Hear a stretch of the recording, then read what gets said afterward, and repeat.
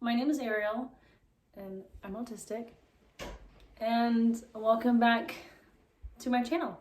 So I had this video, and I was gonna post it today. It was basically ready to go, and then I thought about another video to do before the holidays, or I guess holiday, because Thanksgiving is just right around the corner. So this one is just a very quickly done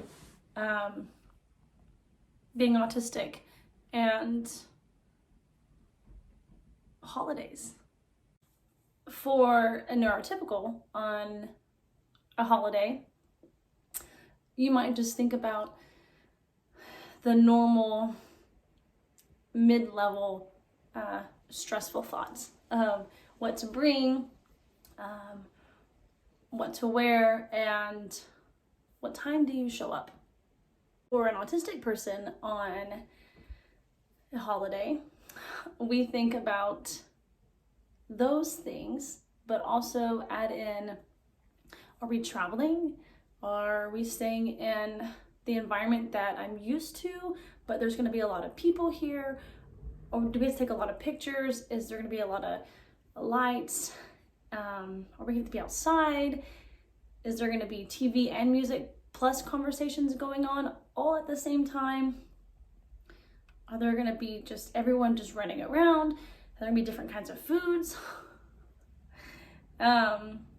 Is there gonna be anyone that we haven't met before, or we've seen them before, but it's been a long time? Do we have to do things a certain way? Can I stem? Can I not stem? Right? So the list just goes on and on. So I am the only autistic person on both my mother and father side, and I'm also the only person that dates someone of the same sex on my mother and father's side. So there are times where not only am I autistic and I kind of feel out of place at holidays, but it's also that I'm autistic and my lifestyle is different than what most are used to, so I feel even more out of place, and so I have all of those previous thoughts plus like 30 more. And I want to add, there are some family members that are on my mother's side that are very open and supportive and accepting and understanding of both me being autistic and me also dating someone of the same sex. So the reason why I wanted to do this video was, over the last few years, I have learned ways of getting through holidays, and holidays are also harder for me because it's right around the time that my dad passed away. So, but there are ways to make this holiday, Thanksgiving, easier and enjoyable for you as an autistic person or someone that you know that is autistic. Here we go. Thanksgiving tips. Number one, preparation is crucial. It's important to know what you as an autistic or someone that you know, how much or how less of preparation that they need to get through this day or the next couple days. So for myself, I need 5 to 7 days of advance notice of what we're doing for Thanksgiving, where it'll be, what kind of food will be there, what attire I should arrive in, and how large or how small this group is, and how long will it last. Number 2, knowing how to access support, or even to step away when something becomes too overwhelming and you're just overstimulated. For myself, I usually will step outside, or maybe go into another room, but it's usually I'll walk outside, and I find it to be the most calming and quiet and safe place for me to be. Now, if there's still some commotion going on outside, but I feel good with where I'm at, then I will also, of course, put in my AirPods and I'll play Taylor Swift. But finding and having a safe space to recollect yourself, or someone that is autistic, is super beneficial, because when we can do that and we know that we can, it'll help us stay calm and stay present. Number 3, prepare newcomers.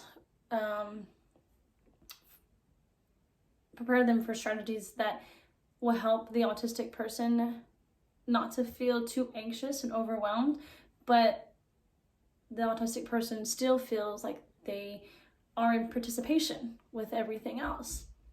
And also, you might need to remind some people that have been around this autistic person all the time the same thing. So same kind of strategies that will help them not feel too anxious and overwhelmed, but like they are still in participation with everything else. And what I can think of right off my head would be hugging. So I don't like hugging. I hate when people hug me. Now, if I initiate the hug, okay, fine. But if I don't, please don't hug me. I don't even want to shake your hand. So, but I have to remind people of that I'm not a hugger, and I don't want to shake your hand. And that kind of comes off hard for most people, but I think that's important to know, because autistic people, we have this thing, right, with touch. And also, if we need to stem, whatever your stemming may be and wherever it may happen, just allow us to stem freely, because it will help us and everyone around us later. Number 4, diets and food restrictions. So it is super important and super crucial that autistics do not consume a high amount of sugar on this day. Sugar is very unhealthy for us. It triggers in our mind, and it sends like these different, like just these wavelengths through our brain that make our traits and our behaviors heightened. So imagine what you feel day to day by being autistic and going somewhere. Now consume too much sugar and it just becomes like, right? Now I'm vegan and I drink a lot of water, tea, coffee also, but most of the time my friends and family will accommodate something for me, or they try to, but if you don't really understand what it is to be vegan, it's very difficult to make something. So, which is fine, I've accepted it over the years, and so I bring my own meals and my own dessert and all that stuff. But we also have issues with food. Maybe it could be the way it smells, it could be the way it tastes, the way it looks. And these are all kind of go into a texture of a food. It's very hard for me to eat vegetables, which is why I do a lot of juicing. But whatever it is that you consume on this holiday, it's easy and it's respectful for no one to say anything about why are you eating this or why did you bring that. They should have this or they need this. If it makes us feel good and it makes us feel at ease, then we should just have it. Number 5, the last one. Maintain your bedtime and sleeping routine. I cannot just tell you how, I think I said crucial so many times in this video, but it is crucial that we do this because given the holiday and everything was probably all over the place, we probably stemmed a lot. We probably went to our safe space once or twice, maybe more, played our safe music, maybe carried around our blanket or our stuffed animals, whatever. But at the end of the day, we might still feel kind of jumbled, or maybe we're feeling kind of wild and we want to skip our bedtime routine. And maybe we don't want to go to sleep at the usual time. That's bad idea, because we're skipping that routine. We're ending our day without structure, and so we're less likely to get up and start the new day, another day, with a structure. So even if this whole day, if Thanksgiving is just right, end your day with your routine. I know I said that was my last one, but I actually have one more. So above anything else, know what you as an autistic person, or know what your autistic person needs to, in a way, get through this holiday. And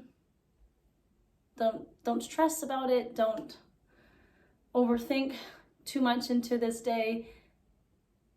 If we can help you to help us, then we're doing this as a team. And it's easy for the both of us. It's easy for everyone around us. And I hope everyone has a wonderful Thanksgiving. Thanksgiving is one of my favorite holidays. There's a lot of history that goes into this day.